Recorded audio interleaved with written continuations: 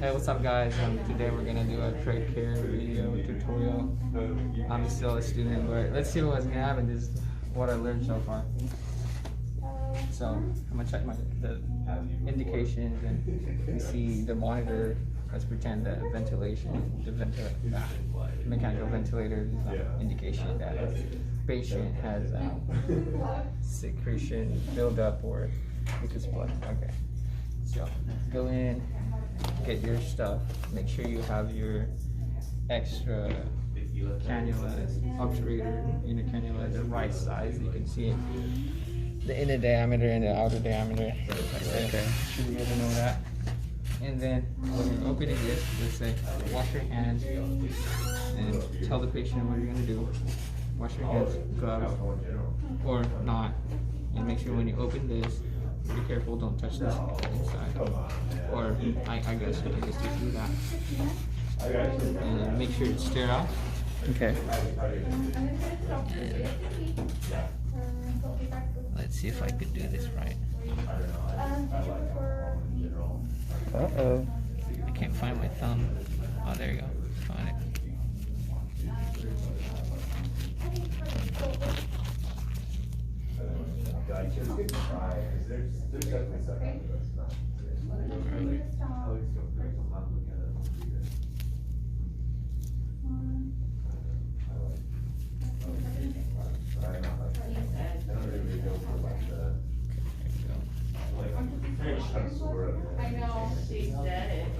It's kind of hard to touch that. I just did. You're not supposed to touch what? Like on that side because it touched my skin. And okay, make sure that let's pretend we have the saline water. You open the saline first and then peroxide because you don't want to use it. Touch the bottle and open it. So make sure it's open already.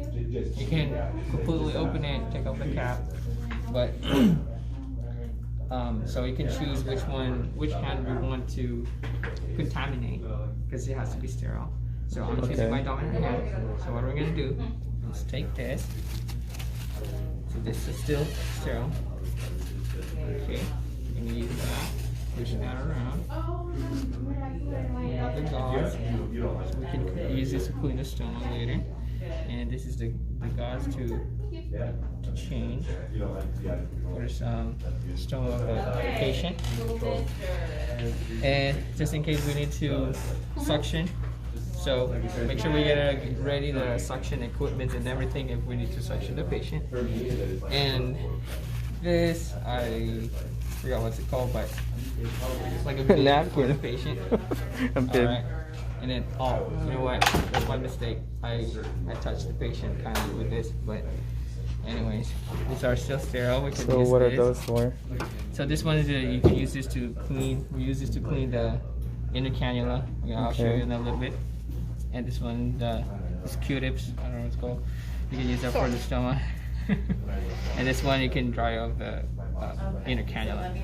And so what you're gonna do is saline, peroxide on this side, and saline and saline. Double saline? Yeah, saline. Because the peroxide we're gonna use it for the inner cannula, and then for the saline we're gonna rinse the inner cannula after the peroxide.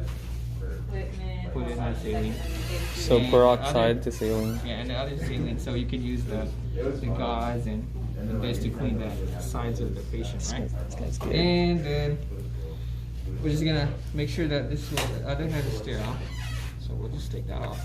Make sure this is beside the patient, like just in case they started gasping or they need to breathe. You're just gonna put it right back in. And so that one's there. You're gonna take out that inner cannula. Make sure you just don't touch that, because this is gonna be plugged with mucus. There's gonna be a lot of mucus.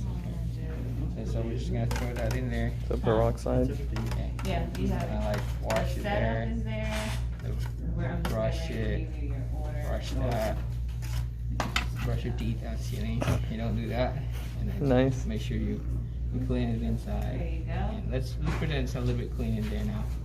So I can just touch it like that. Wow. Okay. This guy's good. Go on the other side. And then this. Throw it in there. I don't know where to put this. I just left it in there. I mean, we're only gonna use it once, right? Yeah, so I'm just gonna leave it in there. And Just then- leave it in there. You know what? We're gonna put this back, so clean it. So make sure it's dry. Yeah, dry. So the purpose is so that I can contaminate my dominant hand, right? So when we put this back, it's all clean. Now, we don't have to be sterile anymore, so we can contaminate both hands, right? Okay. And pretend it's not there. Say saline. We're gonna take this off. That's for the Oh, stoma. you know what? We're gonna make sure we don't just pull this, because you might accidentally pull this the whole tray too, right?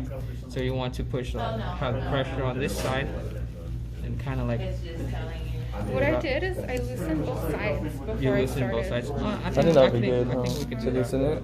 Yeah, loosen, or just one side like that. Take as long as we put pressure in here, because I'm just scared to pull it out. You know, I don't really know what's gonna happen like with a real patient, because I've only practiced with dummies. Okay, we're just gonna Maybe it's some injury. and we throw this away right away. It's gonna be gross. It's gonna be gross, yeah. And then we can use this first, saline, then wipe it.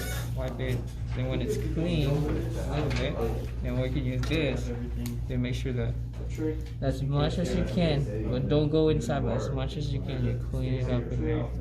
And sometimes they get crusty there because the secretions, they get dried out, so make sure you clean it. But don't rub it too much because you're gonna irritate the skin and they might peel, okay? And then throw it away. So everything's clean. And now we're gonna change this collar that they have. We're gonna have a new one.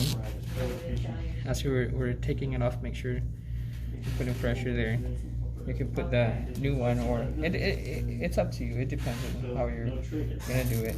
But just make sure that this is secured, so you don't want to decannulate the patient, right?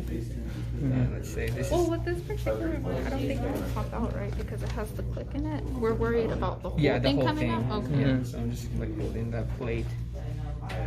And then. But as you're doing this, like as you're taking that off, you're adding the other one, right? Yeah.